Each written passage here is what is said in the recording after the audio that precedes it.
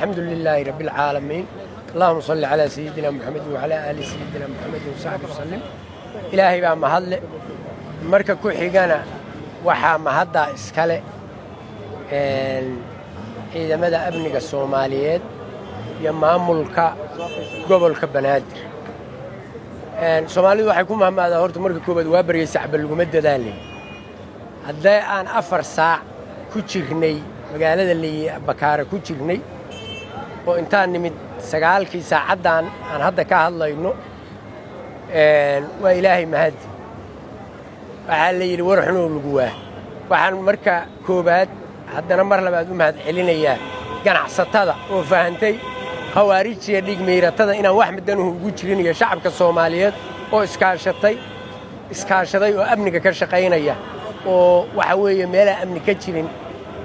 waxba laga ma qaban karo ganacsatadaan u mahad celinaynaa sida ay khawaarijta ula dirirayaan waxaan u mahad celinaynaa dadweynaha suuqa Bakaarood iyo dadweynaha magaalada Muqdisho dadweynaha Soomaaliyeed intaba waxaan kaloo ku darayaa oo aan aad iyo aad ugu darayaa doorashadu waa xuquuq qofku leeyahay haddii la idinku yiri hebel baa wata ma wata adinka baa codkiina ku ciilbaxaya adinka qofka doontaan dooranaya berri kaarkaad wax ku dooran lahaydeen weeye hadda maanta midkaad wax ku dooranaysaan weeye waxaan leeyahay oo aan leeyahay ummadda Soomaaliyeed ha u soo baxdo doorashada waxaan ognahay Soomaaliya caadifad iyo qabiil kama tagto nin walba wuxuu leeyahay aniga meesha waa la igu dulmiyay shala ninka aaminsanaa in lagu dulmiyo maanta soo baxo cid dooro waxaanu leenahay dad leh wax mutacallimiin iyo dad taalanti baan nahay laha soo baxa oo campaign-ka gala ninkii taalanti lahu maanta imow ninkii cudud kale ku faanayo maanta imow doorashada loo soo baxo ninkii wax qaata baa maanta nin raga ka tan labaad waxaan ku sii darayaa oo aan leeyahay oo mar labaad u mahad celinayaa maamulka guud oo madaxweyne Dr. Xasan Sheekh hogaaminayo iyo xukuumadda dan qaran oo Xamse hogaaminayo waxay jideeyeen maantay in qof walba uu codkiisa ku ciilbaxo ayay jideeyeen